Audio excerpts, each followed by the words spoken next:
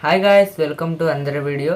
ఈరోజైతే మనం ధర్మరాజు మరియు ధర్మదేవత అయిన యక్షుడికి మధ్యన జరిగిన ఒక సంభాషణలో భాగంగా యక్ష ప్రశ్నలు అనే ఒక సందర్భాన్ని గురించి అయితే మాట్లాడుకోబోతున్నాం.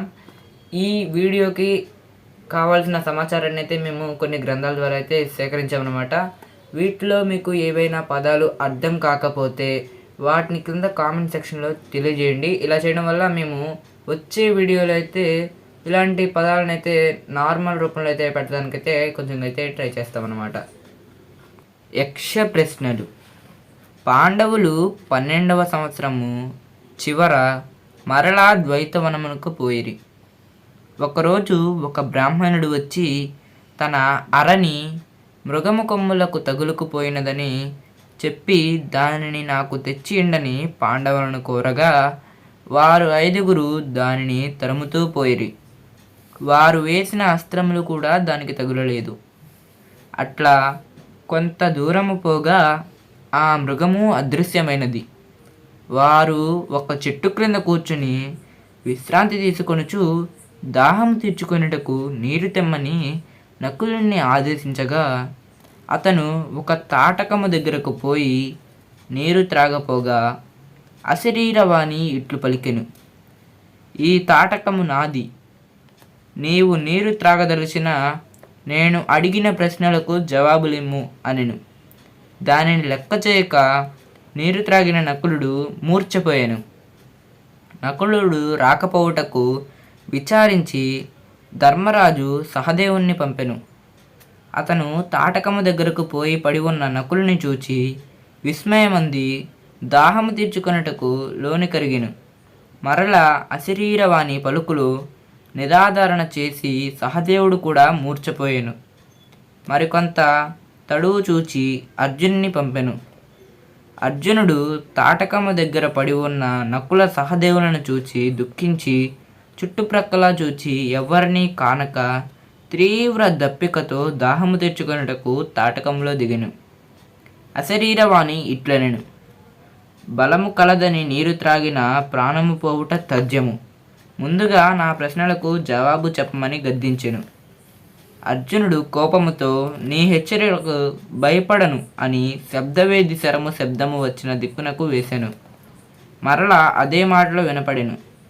దాహము తీవ్రమగుటచే నీరు త్రాగి వెంటనే మూర్ఛపోయాను. వీరు మువ్వురు రాకుండట చూచి ధర్మరాజు భీముణ్ణి పంపెను. భీముడు వాయు వేగముతో పోయి తాటకము గట్టున పడి ఉన్న తమ్ములను చూచి దుఃఖించి, ఇది మానవులు చేసిన పని కాదు, దేవతలు కిన్నరులు చేసిన పని. దీని సంగతి తరువాత చూచెదను, ముందు దప్పిక తీర్చుకొనెదను అని తాటకములోనికి దిగగానే అశరీరవాణి ఇట్లనెను, నీవు సాహసము చేయవలదు. ఈ కొలను చాలా కాలం నుండి నా సొంతము. చేతనైతే నేను 1000 ప్రశ్నలకు సమాధానమిచ్చి నీరు త్రాగుము అనెను. ఆ మాటలు లెక్క చేయక భీముడు నీరు త్రాగి మూర్ఛపోయెను. నలుగురు రాకుండట చూచి ధర్మరాజు అదే మార్గమున పోయి తాటకము దగ్గరకు చేరెను.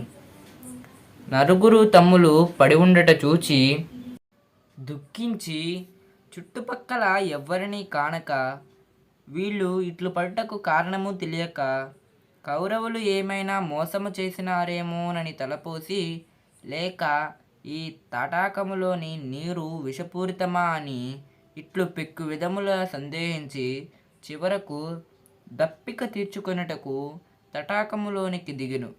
అశరీరవాణి ఇట్లనెను, ఈ కొలను నా స్వంతము. నే చెప్పిన మాటలు వినక నీ తమ్ములు మూర్ఛ చెందారు. నీవు కూడా వినకపోతే అట్లే అయ్యేదవు. నేనడిగిన ప్రశ్నలకు సమాధానము చెప్పమనెను. దానికి ధర్మరాజు, అయ్యా, నీవు బహురూపధారుండవైన రుద్రుండవో, పావకుండవో, వననుడవో లేకున్నా నా తమ్ములను పడద్రోయే శక్తి నీకుండదు. కావున నీవెవరో చెప్పి నా సందేహము తొలగింపమనెను. అందులకు అశరీరవాణి ఇట్లనెను, నేను ధర్మదేవత అయిన యక్షుడను. నా వల్లనే నీ తమ్ములు ఇట్లు పడిపోయినారు అని ఎదురుగా విచ్చి నిలిచెను. నా అనుమతి లేకుండా నీళ్లు త్రాగితే ఇట్లే చత్తురు. నీవు విచారణ శక్తి కలిగిన వాడగుట చేత అట్లు చేయలేదు. నా ప్రశ్నలకు జవాబిమ్ము అనెను. ధర్మరాజు, నాకు తెలిసినంత వరకు చెప్పెదను, అడుగుము అనెను. ధర్మదేవతైన యక్షుడు ప్రశ్నలను అడగడం మొదలుపెట్టెను. సూర్యుణ్ణి ఏది నడుపును? దానికి ధర్మరాజు, పరబ్రహ్మము నడుపును అని బదులిచ్చెను. ఇలాగా అనేక ప్రశ్నలను ఒకదాని తర్వాత ఒకటి యక్షుడు అడగడము, ధర్మరాజు సమాధానాలు చెప్పడం జరిగింది. ఆ ప్రశ్నలు ఏమనగా, దినకరుణ్ణి ఎవరు కొలిచి తిరుగుదురు? శిరకోటి కొలుచును. సూర్యుడు ఎందుకు అస్తమించును? ధర్మము వలన అస్తమించును. సూర్యుడికి ఆధారమేది? సత్యము ఆధారము. పురుషునికి ఎందువలన మహిమలు కలుగును? తపము వలన మహాత్ముడగును. ఎందువలన సహాయుడగును? ధృతి చేత సహాయుడగును. ఎందువలన బుద్ధిమంతుడవుతాడు? బుధజన సేవన వల్ల బుద్ధిమంతుడగును. భూదేవునికి దేవభావము ఎట్లు కలుగును? అధ్యయనము వలన దేవభావము కలుగును. జీవన్మృతుడు ఎట్టివాడు? దేవ అతిథి భృత్యులకు ఇవ్వకుండా తినువాడు. దరిద్రి కంటే వ్రేకనయగునదేది? తల్లి ప్రేమ తల్లి ప్రేగును సువ్వే ధరణి కంటే. ఆకాశము కంటే పొడవైనదేది? ఆకాశము కంటే పొడవు తండ్రి. గాలి కంటే ఎక్కువ వేగము పోయేడదేది? మనస్సు ఎక్కువ వేగముగా పోవును. ఊరికంటేను తరచైనదేది? చింతగరము తరచు. కన్ను మూయక నిద్రించినదేది? చాప. పుట్టియు చేతనత్వము లేనిది గ్రుడ్డు. దారిన నడిచే వానికి స్వార్థంబు. రోగార్తునకు వైద్యుడు. గృహస్థునకు సద్భార్య. మృతి చెందిన వానికి కృతంబగు ధర్మము. ధర్మమునకు కుదురు అయ్యేది దాక్షిణ్యము. ధర్మమునకు కుదురు. కీర్తికి ఆశ్రయము ఏది? దానము. సురలోకమునకు మార్గమయ్యేది సత్యము. సుఖములకు మూలమయ్యేది శీలము. నరునికి ఆత్మ ఎవడు? ఆత్మజుడు. పురుషునికి ఆత్మ. దైవకమైన చుట్టమెవ్వరు? భార్య. మేటి ధర్మము అగునట్టిది ఏయది? అహింస. ఎట్టిది ఎప్పుడు పండియుండు యోగకర్మము. విషమనంగా ఏది? విప్రధనము. సర్వధనియగువాడు ఎవడు? ప్రియము అప్రియము సర్వసమానముగా చూచువాడు. నీవు ఇచ్చిన సమాధానములన్నీయు సరి అయినవి, సంతసించి తిని. నీ తమ్ములలో ఒకనికి ప్రాణమిచ్చెదను కోరుకొమ్మనగా ధర్మరాజు, అయ్యా, నాకు నకులుని బ్రతికింపమని కోరెను. అంత యక్షుడు బలపరాక్రము గల అర్జున భీములను కాక నకులుని ఎందుకు కోరితివనెను.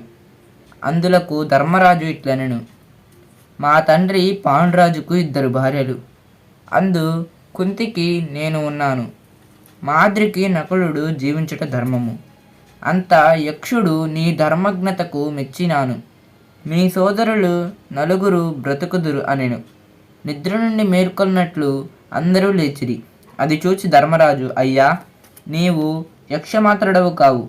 నీవు దేవేంద్రుడవో అగ్నివో లేక మమ్ము పరీక్షింపవచ్చిన సమవర్తివో నిజము చెప్పమనెను. అంత మందహాసము చేసి, నేను యమధర్మరాజును, నిన్ను జూచు వేడుకతో వచ్చినాను. నీవు వరము కోరుకమ్మనెను. అందులకు ఆ బ్రాహ్మణుని ఆరని గరుణతో ఇప్పించమనెను. అందులకు యమధర్మరాజు, నీ మనోవృత్తి తెలుసుకొనుటకు ఆ పని చేసి తిని, నిజమునకు మృగము లేదు అని ఆ ఆరని బ్రాహ్మణునికిచ్చెను. మరియు ఇట్లనెను, 13వ ఏడు వచ్చుచున్నది. ఇక మీరు అజ్ఞాతవాసంబు గరుపవలెను. మీకు మీరు కోరిన రూపములు కలుగును. ఎట్లున్నను మిమ్మును ఎవరు గుర్తించకుండా వరము ఇచ్చి తిని, ఇంకేమి కావాలను కోరుకోమనగా అందులకు ధర్మరాజు, అయ్యా, నా మనస్సు ఎల్లప్పుడూ ధర్మమును వదలక ఉండునట్లు వరమివ్వమనెను. ఆ వరము ఇచ్చి యమధర్మరాజు అంతర్హుతుడయ్యెను. పాండవులు వారి నిజ నివాసములకు వెళ్ళిరి. ఇది ఇవాల్టి మన వీడియో. ఈ వీడియో మీకు నచ్చితే తప్పకుండా లైక్ చేసి మన ఛానల్ని సబ్స్క్రైబ్ చేసుకుని పక్కనే ఉన్న బెల్ ఐకాన్ని క్లిక్ చేయండి. ఇలా చేయడం వల్ల మేము ఏ వీడియో పెట్టినా మీకు వెంటనే నోటిఫికేషన్ రూపంలో అయితే అందుతాయన్నమాట. Thanks for watching.